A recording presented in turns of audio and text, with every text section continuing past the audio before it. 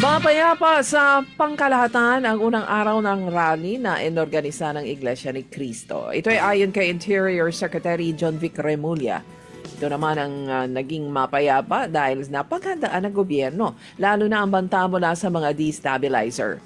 Si Remulla kasama si PNP Chief Lieutenant General Jose Melencio Nartates Jr. at National Capital Region Police Office o NCRPO Director Major General Anthony Aberin ay nag-ikot sa mga rally sites. Sumunod daw ang INC sa pangakong magkakaroon ng mapayapang protesta.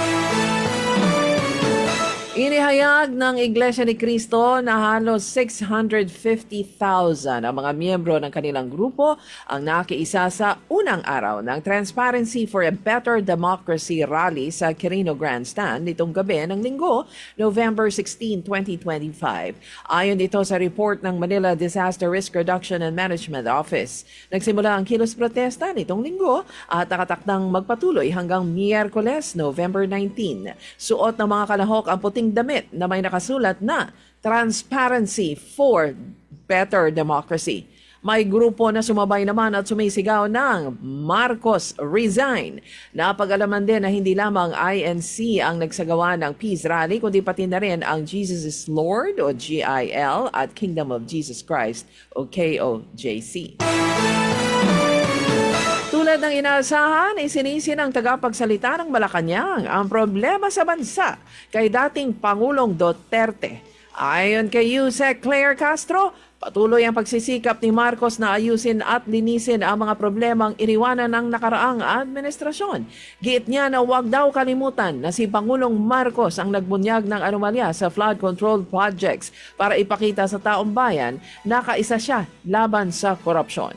Idinagdag ni Castro na ang mga nanawagan ng pagbibitiw ni Pangulong Marcos ay ang mga sangkot sa anomalya. Unang dinamay ni Bicol Representative Zaldi Co, si Pangulong Marcos at Speaker Martin Romualdez na nag-utos sa kanya para magkupit ng 100 billion pesos sa 2025 national budget. Una rito, sinabi naman ni Congressman Co na sinabihan siya ni dating Speaker Martin Romualdez na babarilin at papatayin siya kapag nagsalita hinggil sa insertion sa budget. Sa kanyang Part 2 video, sinabi ni Co na inutusan siya ni Romualdez na lumabas ng bansa at manahimik. Pag nagsalita, papatayin siya, kaya't palaging bungad niya sa kanyang mga video na sana maisiwalat niya ang katotohanan bago siya mapatay. Pinabulaanan ni Executive Secretary Lucas Bersamin ang lumalabas na balita na ito'y nagbitiw na sa pwesto. Kumalat kasi kahapon ang nasabing usapin na bukod sa kanya ay papalitan din si Finance Secretary Ralph Recto at balak naman ni Pangulong Marcos na italaga si Special Assistant to the President for Investment and Economic Affairs, Frederick Go.